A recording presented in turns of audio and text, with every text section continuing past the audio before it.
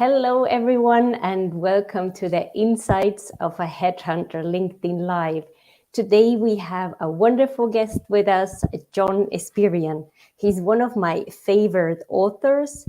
He is a community manager of online community called Espresso Plus, and he is known as the relentlessly helpful LinkedIn nerd. Welcome, John.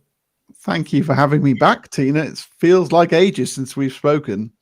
Yes, and it was 2 years ago, and we just continued with the LinkedIn Live. So I'm so happy to have you here with me to celebrate the 2-year milestone.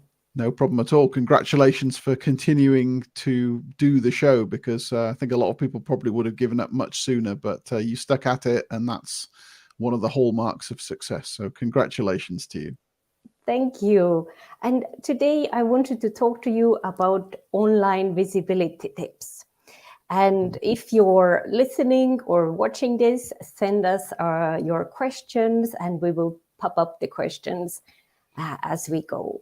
So tell me a little bit more about your background for those people who don't know you.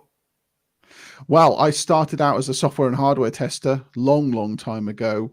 And then when I was made redundant from that, I took my transferable skill into copywriting, because I spent a lot of my software and hardware testing days explaining how stuff worked to people. And so I started writing technical content to explain how things worked. And that served me for about a decade. And all the while I was learning how LinkedIn was working. And then I specialized in giving people LinkedIn tips. So I was relying on testing the software, which is LinkedIn, and explaining how it worked and providing those LinkedIn tips. And now most people who come across me will know me for my LinkedIn work. And now I'm running my own community to help people get the best out of LinkedIn. So here I am, and it's been a 20-year career journey to get here, but I'm very happy with what I'm doing now. Yeah, and I've got so many tips from your book, not only about LinkedIn visibility, but other stuff as well. So I really recommend that. And I'm a part of the Espresso Plus community as well, the online community. Yes, and thank you for being part of it. Yes, and we are learning together. And what I wanted to talk to you about today is online visibility tips, but also for people who are not actively looking for new jobs, but people who are invisible in their own organizations, and maybe they want to get a promotion or just make it visible to their peers and their managers what they are doing and where they would like to go. Yeah, we had a really interesting little chat about that before we went live, and it's a good way of framing it, that so many people think that LinkedIn is a place to go only when you are searching for a job. But actually, if you keep your presence up to date, then that can improve your profile within your organization. So maybe that gives you an opportunity to get a promotion that you would otherwise have been looked over for. And it just makes you seen as being the more authoritative person. And so that might attract someone from the outside to come and give you a dream position. So keeping your LinkedIn profile up to date is a great, in my world, it's great for external visibility, but there's absolutely no reason why you can't do it for internal visibility and positioning yourself as a thought leader within your company. And that's got to be a good thing for your future earning potential. But the only way to do that is to show up and have something relevant and memorable to say. And so many people, they don't show up. They at most might click the like button once in a while, but actually getting involved in the conversation is what it's all about. And I can see comments coming in as well. And people who get involved in the conversation, they're the memorable ones.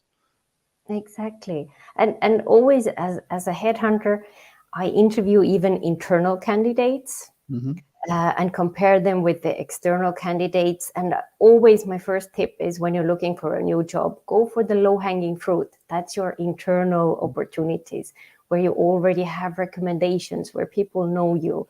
So those are not often thought of. And there are good examples of people who have become known in their own organizations by being active on LinkedIn. Yeah, no doubt about that. And in terms of being known, it's something I keep repeating, and it's really the central idea behind the Content DNA book is you want to try to be known, if possible, for one thing. It's much easier to refer others for a skill set if they can sum you up in a sentence, a very short sentence, rather than trying to sum up lots of different skills and interests that you might have. Because I think what happens is that if you've got lots of different things going on, people can't remember it all. And so they end up retreating to something like, they're a nice person and they know lots of stuff. But that's not really specific. I'd rather be referred for, a LinkedIn specialism, for example. That's all I want to be known for, versus trying to convey that I know loads and loads of different things in different areas. People aren't going to remember that, and they're not going to say it to other people. So try and carve out a niche of being known for one thing as much as possible. Yeah, and like you said, a lot of other things. What I took away from the book, like two things that had almost nothing to do with LinkedIn, but that you keep the consistency, like having the same profile picture on LinkedIn, but also on other social media like Dropbox and Gmail accounts, and the signature, email signature, all those things that I didn't even know I needed to hear, but you built them in the book. Well, it's an extension of the personal brand that you're trying to build. Like whenever you write something, or whenever you appear in video, or whenever you're on a Zoom call with someone, or whenever you meet someone in a hotel lounge, whatever it is, you should always give that same impression everywhere that you are. And I extend that to your visual footprint, your colors, your fonts, even your photo, because sometimes maybe someone has spotted you on Instagram and they want to look you up on LinkedIn. And if you've got a relatively common name, they might be thinking, is that the same guy or the same girl? I don't know. Whereas if you've got everything looking the same, it's just much easier. And it feels more, it feels more consistent and more trustworthy that it's always the same person every time. So I'm going to be having my photos redone very soon, hopefully. And I'm going to have my website redone. But as soon as I do, I've got this text file full of locations where my old photo exists, my current one, and I'll just be able to go and update those in a few minutes because I know where to look for everything. I don't need to remember which 23 systems do I have. I just keep it in a text file. Very, very simple, but it means that I can make that brand switch in a matter of minutes. I suggest everyone go and do an audit of where you show up on the internet and just see if you're using a photo from 10 years ago there. It's such an easy thing. It's free. It doesn't cost you anything to do that. Keep a little text file, and honestly, it will just make you look more professional if you do that. I just found last week that my Zoom photo, because you have a profile photo on Zoom as well, was my old photo that I hadn't updated. So instead of getting those surprises, like I said, have that text file wherever you're present with your photo and update it. Yep, dead easy. And you don't need to pay a lot of money for these things. That's a free idea that you can put in place. Know what your colors are. Have them written down somewhere so that if you ever need to choose something, you know which color to pick instead of, oh, it's this kind of rough pink. Know exactly what you're choosing. If you've got your logo, have it handy so that you can put it on any image. They're just easy process things that will help you be more recognizable in the feed. And there's one real clear advantage in doing this is because so many people look at LinkedIn on mobile these days. They scroll their phone. They're often not paying attention at what's in there. But if they see a consistent look and feel of your face or your logo on the screen, you can see the way that I'm set up here. I always try and appear with my blue shirt and I've got the background. So even if you just see that in your feed, maybe you didn't read the post, but it goes into your head that, oh yeah, it's that guy. He's still around. He's still creating something. It's just a reminder of relevance. So if I turned up with a different background, or my hair was different, or I'm wearing different clothes all the time, or I change my logo every week, I'm not going to be memorable.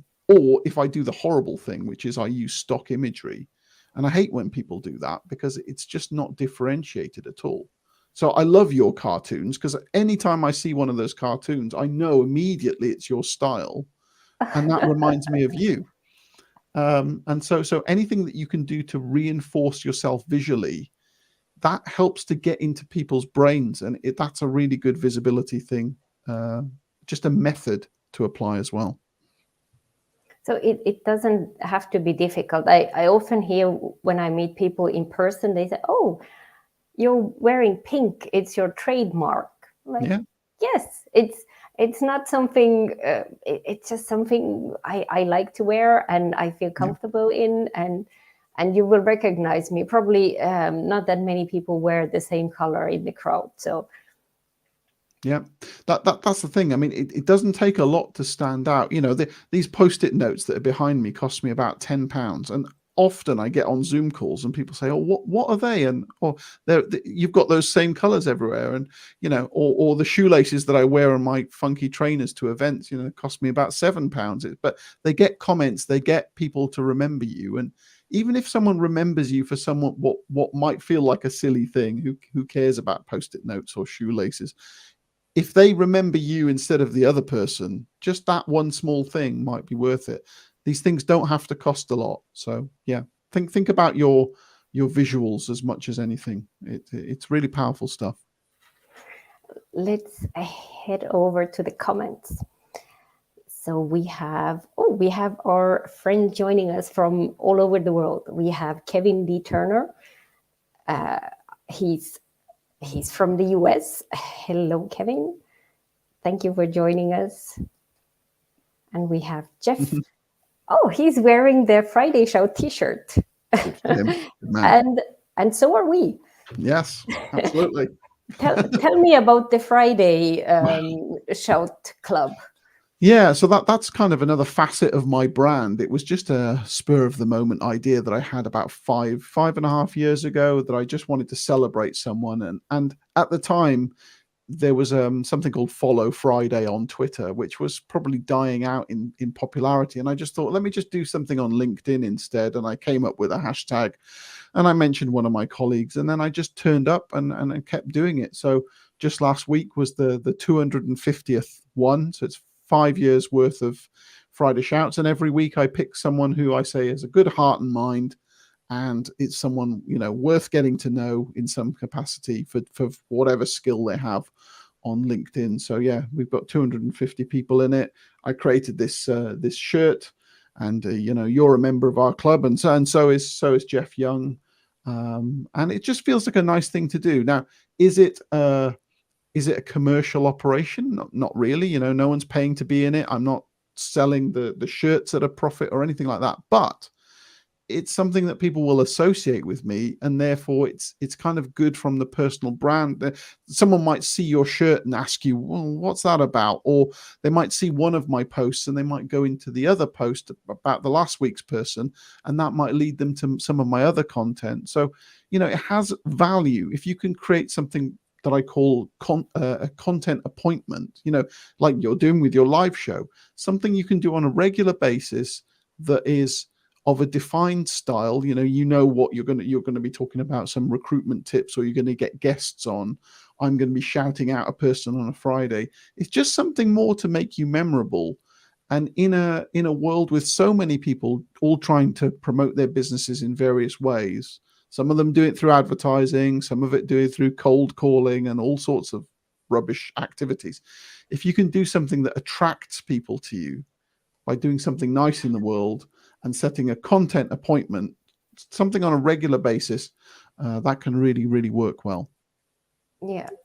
And talking about good hearts and minds, Mick Adam says hello from Bruges. He was twice appointed to the Friday Shout. Yes. And I was on this weekend in Bruges, a wonderful city. Nice. And another good heart and mind, also member of a Friday Shout Club, Craig Allen. Good man. And also another member. So many of them. Yeah. Everyone wearing their t-shirts today. Lovely to see you both today. Here you are being visible on this live. And soon Gillian will have her live, Gillian and Friends. So afterwards, head over there. Sandra Clark. There's value being seen in and outside. Mm. And we have Varsha here from India. So all continents almost joining us. Jeanette, nice to see you. Tina and John, even some friendly connections among the participants. Yes. Nice. And Mick has a question. How to convince people to become visible because not everyone wants to? Yeah, I mean, that's a good point. Not everyone is comfortable having that spotlight on them. Maybe they feel that they might be open to more criticism if they say something, and so it doesn't necessarily suit everyone. But I would say that if you've got something helpful to say for an audience you really want to serve, then actually holding that information back and not being visible means that those people miss out on that information that you might have shared with them. And another thing to consider is if the person next to you is trying to be visible and you've got better skills than them, but you don't take that same opportunity, maybe that person gets the raise before you do. Or when the redundancies come around, maybe you lose your job instead of them because they look like they're more valuable to the organization. So, putting yourself, so long as you're not doing it in a kind of nasty way of putting other people down or in a really salesy way, there's lots of things you could do wrong around this. But if you're doing it from a spirit of wanting to help other people, then I don't think there's anything wrong with that. But I do accept it might not be for everyone. The ones who really embrace it are the people who tend to get on video, I find. When I see people's faces and see their body language and see how much they care about something, that makes them a lot more memorable to me. And all of the people who've commented so far, I've seen them on video, I've interacted with those people. If they'd stayed quiet, we wouldn't have those relationships. And maybe they would have missed out on the value that I might have been able to provide to them because they were being quiet and I didn't know they existed. So there's lots of unexpected value that you can get, like relationships. You can make friendships online as well. It's not just about business. So loads of value, but I do appreciate it. Maybe it's not for everyone. I can totally agree, and it's about a mindset shift. So once you do the shift, then it's hard to go back. But you can't force somebody to become visible if they don't want to and don't see the point in it. And if you're trying to do it as an organization, it's really important that you don't just leave it to individuals in the lower tiers of the organization. All of the research suggests that it's the top level management, CEO, board, and all those C-level people. They need to know what the strategy is to feed it down to everyone else. It won't work if you're just hoping for bits and pieces of people who are, she's good on TikTok. It'll probably be okay for our organization if she runs everything. It's got to come from the top down. And those organizations that get that, I think, will probably get more people on board, because that's about culture then. If your culture is everyone in the organization is a media creator on behalf of us and we're going to tell our story of how we make our product or how we run our business or how our customers make a difference in the world, that feeds down, and that then helps your recruitment, because the people coming into the organization know that this is just part of the deal. This is the way everyone in the organization is. It becomes an easier sell then, I think.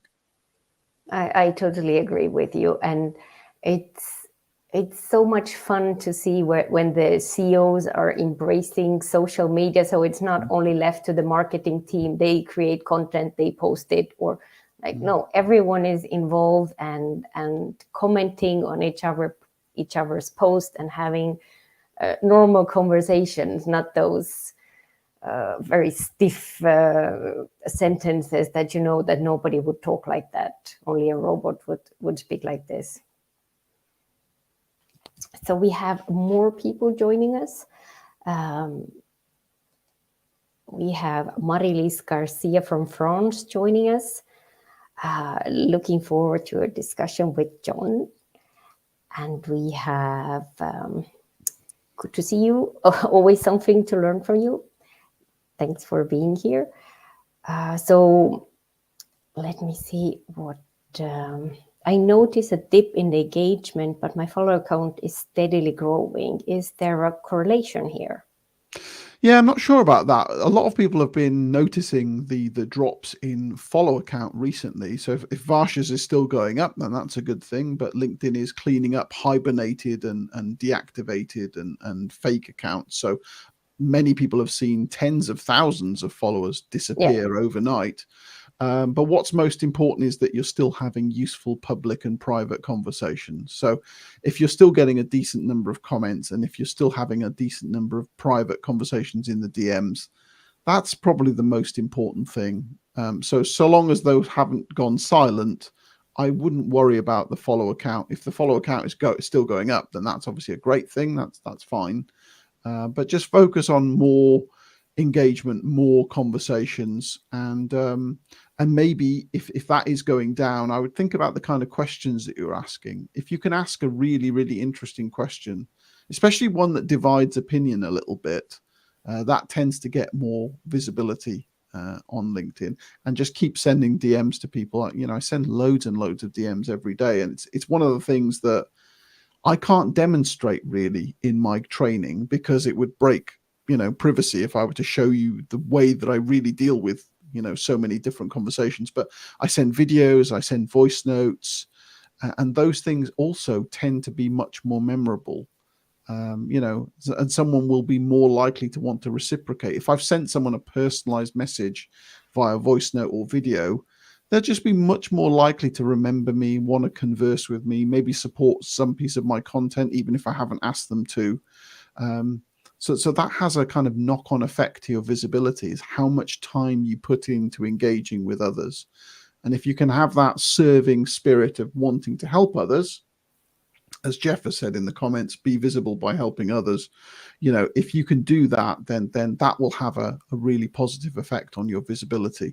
None of this will happen quickly. If you're brand new to LinkedIn and you're watching this, just going out and commenting on a load of stuff, it's not going to make you an influencer by next week. You've got to stick at it for a long time. And you mentioned the Friday shout earlier. Well, probably for the first year, maybe even longer of doing that, it got almost no visibility. But I did it because it was a nice thing to do, and it felt like it was the right thing to do. And now a lot of people reference it, and they're aware that it exists, and they see that the number of ones I've done, so they'll go and investigate. But I could easily have given up much sooner. And just the same with you, with your live, you could have given up. But if you stick at something, that will make you more memorable and visible. These things are compounding over time. Yeah. And you mentioned about voice messages. I often hear that it's the first time they ever receive a voice message from me, and they didn't even know that this option existed. Yeah. And they are more excited about the message because it's in a different format. Yes. Than what my message was all about. So do you also get that type of feedback? Yeah, I still get that feedback, and I do mention in my about statement that I'm going, I might well send you a voice note, so please don't be mad, because I like them, and I know a lot of people don't really like them, but some people have never seen them before, which is odd because a lot of us send them through Facebook Messenger or WhatsApp, so the concept isn't new. But maybe the fact that you can do them on LinkedIn is new for some people, but they usually get a very, very good response. So I recommend everyone goes into the LinkedIn mobile app and tries to send someone one of their trusted connections, send them a voice note through the microphone symbol, and just see how that works out for you. And if I'm connected to you, then you can send me a voice note, and I'm happy to be a guinea pig for anyone who wants to try that without any judgment. They work really, really well. I agree. And we have Kathy here. Mm-hmm. Do followers see each of your general posts outside of your private groups? Well, they certainly won't see all of your general posts. No, if someone is following you, then they'll see probably more than half of your posts if they're an engaged follower. If you want them to see much more than that, then you really want them to click the bell so that they get a notification each time you post. I've experimented with that, and I found that it ended up with many more notifications for me than I really wanted to deal with. So actually, I've pared my notifications, the bell, right the way back down to only 1 or 2 people. And when I did test this before the bell came along, I found that about 60% of my posts were being shown to my most engaged followers. So that's quite a few public posts that were not being shown. You can always point people back to your activity feed. So if people want to see a chronological list of everything you've posted, they can go to your profile and click into your activity feed and see that. But you should not expect someone who follows you to see all of your posts. And just to follow up on that last point, she's asking about private groups. If you have activity inside a private group, you can see your own activity and it looks like it's in your activity stream. But someone outside that group cannot see that activity. So if it is a truly private group, you've got nothing to worry about. And this is important for people like job seekers who might be asking for advice somewhere, or saying, I'm really fed up with my job and I want to leave, and then get mortified when they think that their post has gone public. It hasn't. You can see it yourself, but people outside the group, they can't see it. But if anyone looks at the followers screen, which shows you how many followers you've got, and also the following screen, on the following screen, you can see how many posts a person has done in a week. And that is the total of all of the posts they've done, whether they're public or private. So you might see 5 posts on someone's public feed, but that count might say 20. It's because there's posts you can't see. They're posting in groups that you have no access to. So it looks like someone is a lot more active than they appear to be in public. I have a question about visibility. So when you're in a private group and the private group becomes public, so everything that you have written in the past will become public as well. So not like with WhatsApp. No, it doesn't go historically. It'll go after a certain date. And even then, when something you've written goes public and it's beyond that date so that it is visible, non-members of the group, I think they can react, but they won't be able to comment unless they join the group. So that they need to be invested in some level to start having a conversation with you about it. I know Jeff's group has recently gone public. Obviously, Espresso Plus is a paid space, so we're not going to do that. I think it's interesting for people who want to increase their visibility to be posting in a group that happens to be public, because they'll just get many more eyeballs on their content.